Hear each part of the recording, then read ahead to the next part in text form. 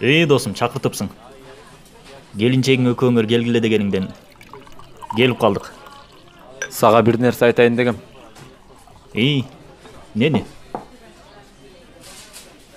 Аялың жакты.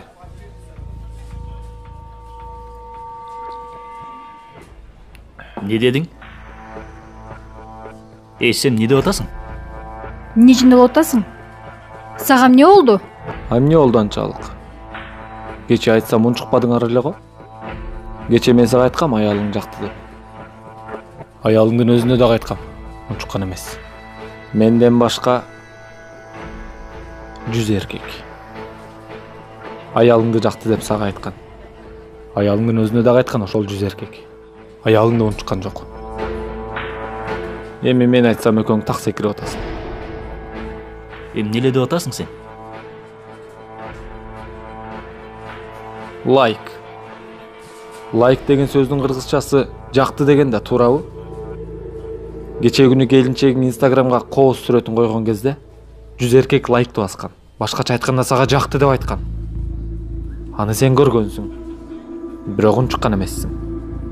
Келинчегиң да унчуккан эмес. Атүгүл сүйүнгөн, рахмат айткан аларга.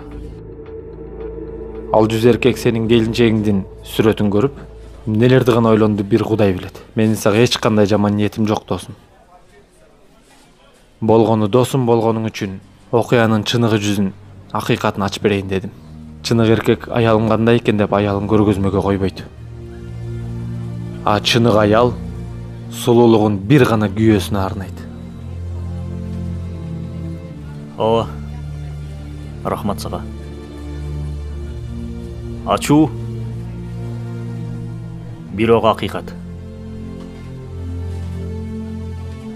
Урмат. Сага рахмат. Мен сүрөттөрдүн баарысын өчүрөм эми. Биз инсанбыз. Ката кетиребиз, кемчилик кылабыз. Бирок чыныгы касиет бул кемчилигин катасын мойнуна ала билүү. Баары жакшы болот. Белгиле, тамакка карайлы. Рахмат сага.